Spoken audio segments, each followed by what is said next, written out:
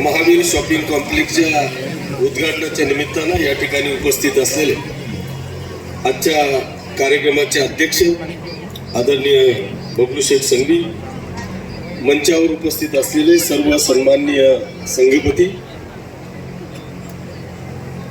आमचे मित्र आदरणीय पंकजी बांठिया, संजूभाऊ सिसोदिया, मंचावरील सर्व मान्यवर, समोर उपस्थित असलेले सर्व समाज बांधव, बंधू भगिनी आणि मित्रांनो, मी पहिल्यांदा आपल्या सगळ्यांच्या साक्षीने आजच्या या सुंदर अशा महावीर शॉपिंग कॉम्प्लेक्सचं उद्घाटन झालं असं मी या ठिकाणी जाहीर करतो. आणि मी खरोखर आजच्या कार्यक्रमाचे अध्यक्ष आदरणीय, म्हणजे कार्यक्रमाचे अध्यक्ष तर आहेतच, पण या जैनपाठ शाळेचे अध्यक्ष आदरणीय बबलू शेठ आणि त्यांचे सर्व सहकारी संचालकांचं मनापासून अभिनंदन आणि कौतुक करतो की त्यांनी आपल्या ह्या पदाचा पदभार स्वीकारला. बबलू शेठ असतील, आमचे मित्र संजूभाऊ असतील, तो पदभार स्वीकारल्यापासून त्यांनी एक चंग बांधला की असे समाजाचे तर आपण अनेक कामं करतो, जे काही परंपरागत कामं आहेत ते तर नेहमी रुटीन प्रमाणे ते होतच असतात.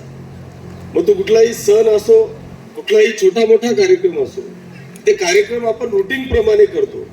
परंतु एखादी चॅलेंजिंग काम हातात घेणं हा सगळ्यात महत्वाचा दिसतो. आणि ते चॅलेंजिंग काम आपलं या शॉपिंग कॉम्प्लेक्सचं होतं की जे गेली 25 वर्ष त्या ठिकाणी जसंच तसं पडलेलं होतं.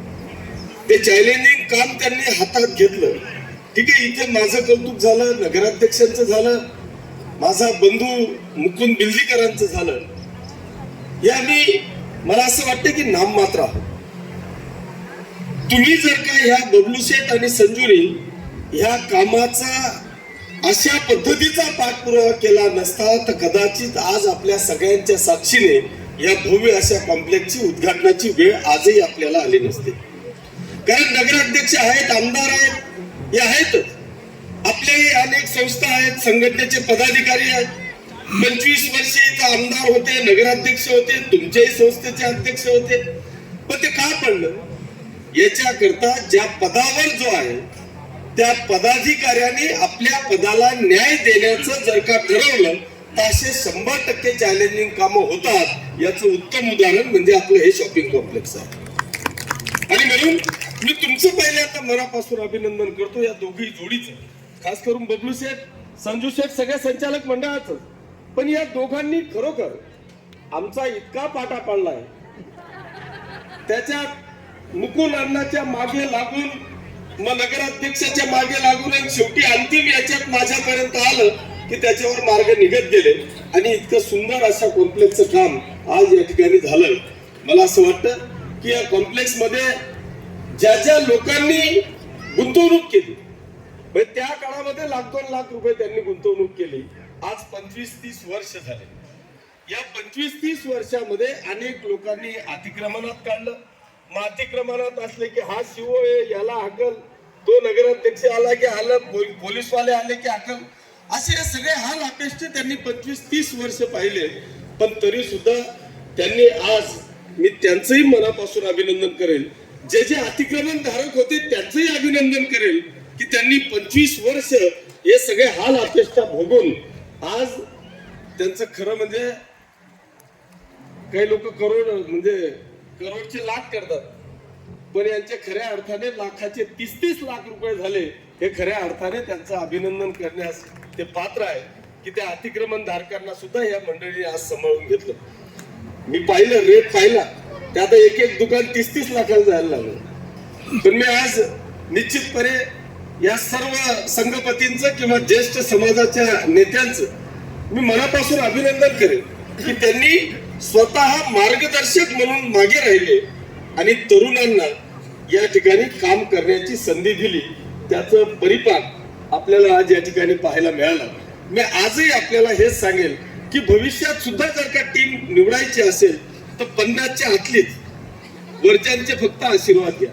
जर खरंच पळायचं असेल, समाजाचं भलं करायचं असेल, समाजाच्या दृष्टिकोनातून काही चांगलं काम करायचं असेल, मला असं वाटतं की हा समाज परमेश्वराच्या कृपेने एवढा बलाढ्य आहे, एवढा दानशूर आहे की याला इतके कतरूट धंदे करायची मला वाटतं काहीच गरज नाही. त्याच्यामुळे फक्त जबाबदारी टाका, शंका कुशंका घेणं बंद करा. मी काकाजींचं भाषण ऐकत होतो, डॉक्टर साहेबांचं. ही वस्तुस्थिती आहे की आपल्याला घरचं करायला काम टाइम नाहीये, इथे समाजाचं करायचं आहे. आणि हे समाजाचं करत असताना कुठलं जर भिडं आपल्या मागे लागून गेलं की यांनी इथे काही केलं असेल का, इथे काही खाल्लं असेल का, अरे इथं इतकं काही दिलेलं आहे, प्रत्येक जण इतका समर्थ आहे की त्याला कुठेही असं काही तोंड घालण्याची आवश्यकता नाही. पण ह्या समाजासाठी मी काहीतरी देणं लागतो, या एक उदात्त हेतूने एक सुंदर अशा वास्तूचं काम या ठिकाणी केलेलं आहे. माझी आता विनंती आहे की हा इतका सुंदर असा स्पॉट आहे, अजूनही तुम्हाला भरपूर स्कोप आहे. आता जर का आपण इकडे पाहिलं तर किचन आहे किंवा तो हॉल आहे, खूप जुना, मला वाटतं 50-60 वर्ष झाले त्या हॉलला असतील, 100 वर्ष झाले. 100 वर्षापासून आपण आजही आपले छोटे मोठे कार्यक्रम त्या हॉलमध्ये घेतोय.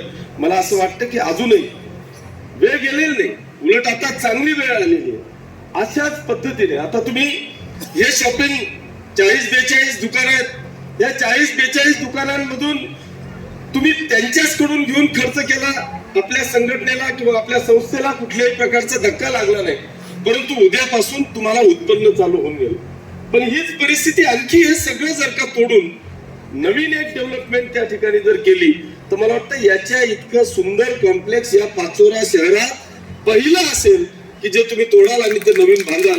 कारण आता इतकं जुनं कॉम्प्लेक्स जे 30 लाखाला एक गाळा जातोय, त्याचं भाडं तुम्हाला येतंय, सगळी जबाबदारी नगरपालिकेची ते दुकानदार घेत आहे. ट्रान्सफर केलं की पुन्हा आपल्याला काहीतरी उत्पन्न मिळत आहे.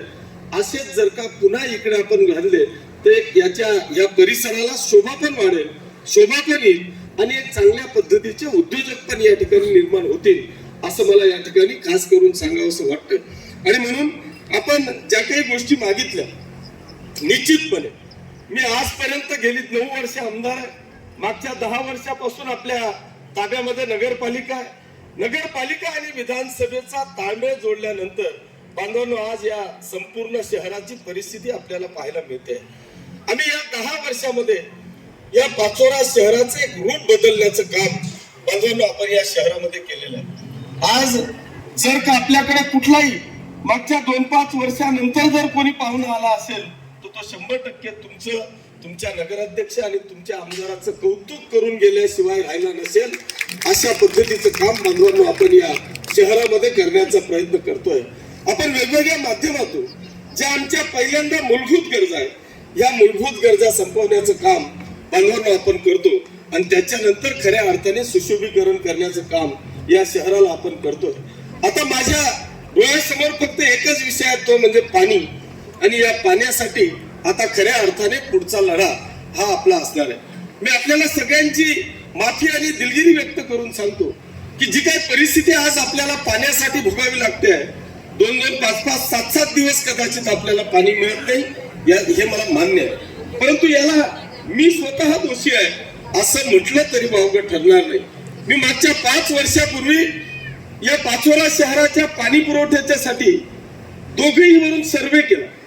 थेट गिरणा डॅम मधून सर्वे केला, वाघूर नदीवरून सर्वे केला आणि असं ठरवलं की आपण नेमकं कुठून तरी डायरेक्ट लिफ्टिंग करून आपल्या पाचोरा आणि बडगाव शहरासाठी आपण पाणी आणू. सर्वे झाला, माझं आरक्षण म्हणजे कारण सर्वे केल्यानंतर वाघूरचं अंतर 56 किलोमीटर होतं आणि गिरणा डॅमचं अंतर 75 किलोमीटर होतं.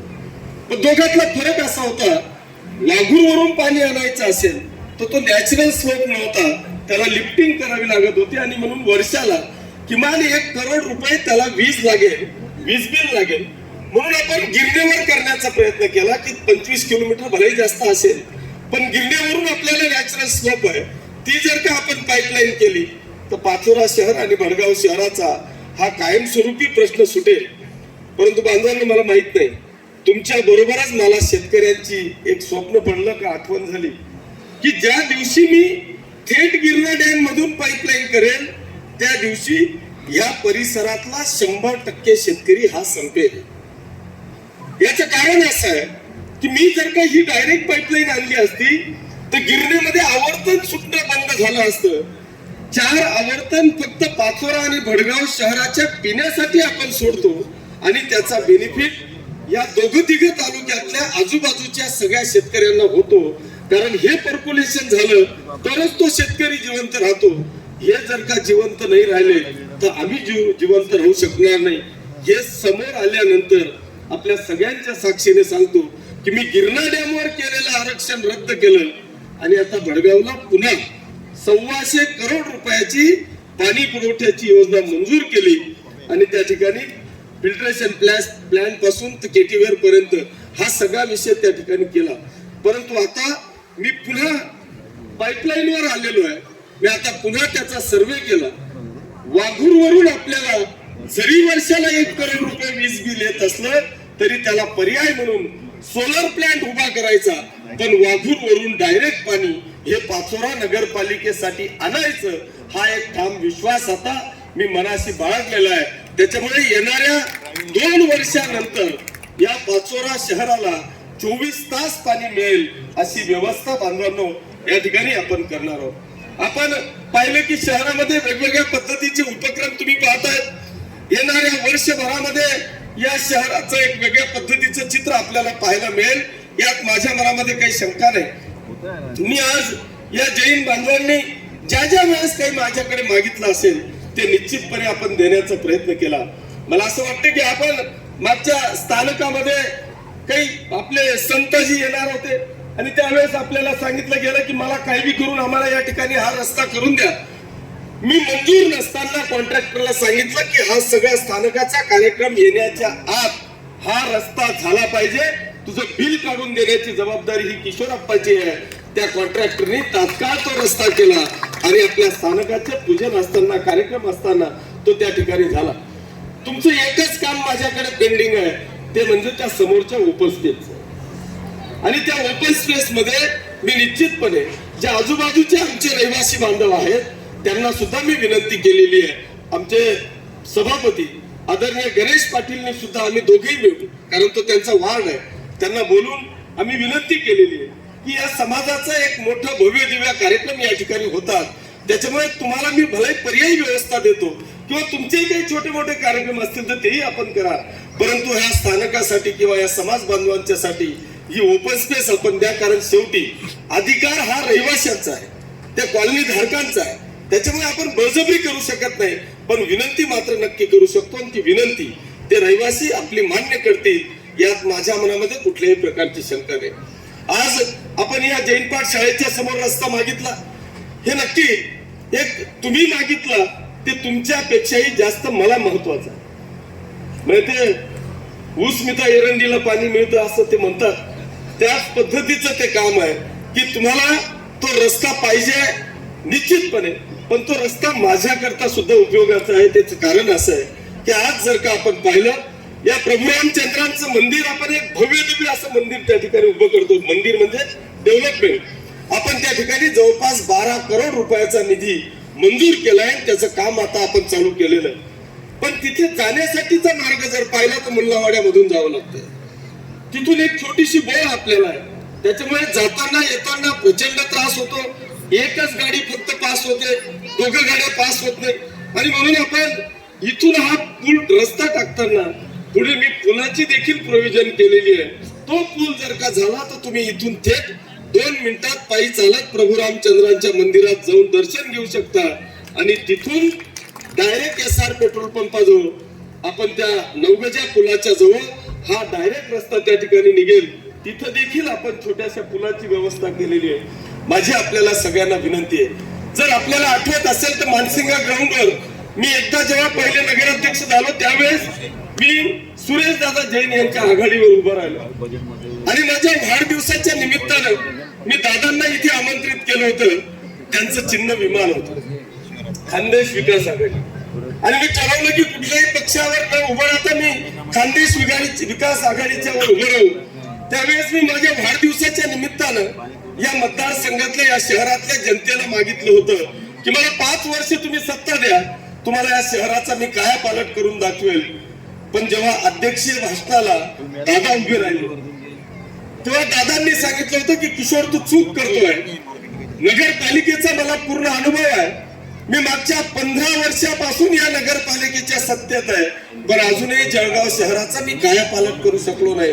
जर तुला खरंच या शहराचं हित जोपासायचं असेल तर तुला किमान 20 वर्ष या शहराच्या डेव्हलपमेंटला लागतील. मला आत्ता ते लक्षात आलं की एक अनुभव काय असतो. हे सगळे रुटीन कार्यक्रम असतात की एकाला लागून एक असतात. हे सगळं जर का तुम्हाला डोळ्यासमोर असलेलं चित्र किंवा तुम्ही तयार केलेली ब्ल्यूप्रिंट ही जर का पूर्णपणे अंमलात आणायची असेल तर त्याला किमान 20 वर्ष ही एक हाती सत्ता असावी लागते.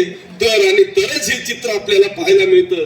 त्याचे 10 वर्ष बांधवांना आपण या ठिकाणी दिले आणि या 10 वर्षामध्ये या पाचोरा शहर आणि तालुक्याचं एक वेगळ्या पद्धतीचं रूप आपण बदल करण्याचा प्रयत्न या ठिकाणी केलेला. मला सांगताना दुसरा एक आनंद होतो. आज सगळे समाज बांधव आहेत, बऱ्यापैकी व्यापारी बांधव आहेत. मला असं वाटतं की या जळगाव जिल्ह्यातले तुम्ही सगळे तालुके बघा, सगळीकडे दहशतीचं वातावरण आहे. चाळीसगावला जा मर्डर होत आहेत, खून होत आहेत. भुसावळला जा मर्डर होत आहेत, खून होत आहेत, खंडण्या वसूल केल्या जात आहेत. सामनेला जा भोंदूगिरी केली जाते आहे. पण मी तुमचं सगळ्यांचं अभिनंदन करेल की या शहराला आजपर्यंत या अशा पद्धतीचा डाग लागला नाही. हे शहर एक शांततेचं प्रतीक आहे. या जळगाव जिल्ह्यामध्ये या पाचोरा तालुक्याचा एक मला अभिमान आहे की आम्ही गुन्हेगारी प्रवृत्तीला कधीही चालना दिली नाही, कधी खंडीखोराला पुढे येऊ दिलं नाही. जो कोणी गुन्हेगारी प्रवृत्तीची जर का जाणीव करून देत असेल तर त्याला तिथेच गाडल्याशिवाय आपण राहिलेलो नाही. आणि म्हणून खऱ्या अर्थाने या शहरामध्ये एक वेगळ्या पद्धतीचं वळण बांधवणं. आमची माता भगिनी बिनधास्तपणे रात्री बेरात्री या शहरातून जाऊ शकते. आमचा व्यापारी कितीही कॅश घेऊन या शहरातून जाऊ शकतो. निर्धारपणे आपला एक चांगल्या पद्धतीचा व्यवसाय करू शकतो. बांधवांनो, आज याचाच एक भाग म्हणून मला सांगताना आनंद होतो की आपल्या शहराची जर का भौगोलिक परिस्थिती आपण पाहिली तर या शहरामध्ये पूर्ण महाराष्ट्रातला जर का आपण इतिहास पाहिला आणि नोकर वर्गांना जर आपण पाहिलं तर क्लास 1 अधिकारी हा नाशिक मध्ये शटल होतो, क्लास 1 अधिकारी पुण्याला शटल होतो.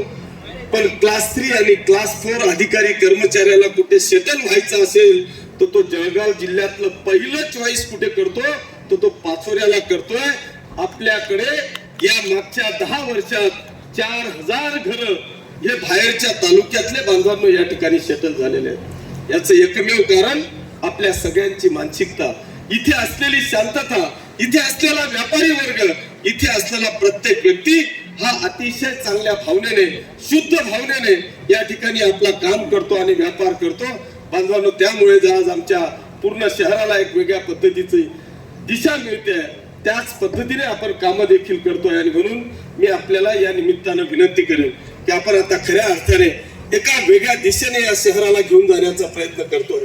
निश्चितपणे या शहराला आपला एक मानस आहे की येणाऱ्या 5 वर्षात हे शहर जिल्ह्यात नव्हे, उत्तर महाराष्ट्रात नव्हे तर या संपूर्ण महाराष्ट्रात तालुका प्लेस असलेली स्मार्ट सिटीकडे घेऊन जाण्याचं काम बांधवांना आपल्याला या माध्यमातून करायचं आहे. त्याच्यासाठी आपल्यासारखा सर्व व्यापारी वर्ग या ठिकाणी आमच्या सोबत असेल अशी एक रास्त अपेक्षा या निमित्तानं मी करतो. आज अतिशय सुंदर अशा कार्यक्रमाचं आयोजन आपण या ठिकाणी केलं, त्याबद्दल सर्व आयोजकांना मनापासून धन्यवाद देत असताना पुन्हा एकदा माननीय अध्यक्ष बबलूजी संघवी, माननीय खजिनदार आहेत वाटतं आमचे मित्र संजू भाऊ, पंकज शेठ, सर्व संचालक मंडळ यांना मनापासून धन्यवाद देतो की आपण आपल्या कार्यकाळामध्ये एक अतिशय सुंदर कार्यक्रम करून आपल्या कार्यकाळात एक चॅलेंजिंग काम आपण उभं करून त्याची वास्तू खऱ्या अर्थाने आज बाजारात आणली. त्याबद्दल सर्व संचालक मंडळाचे मी पुनश्च आपलं अभिनंदन करतो, आपल्याला धन्यवाद देतो आणि थांबतो. जय हिंद, जय महाराष्ट्र.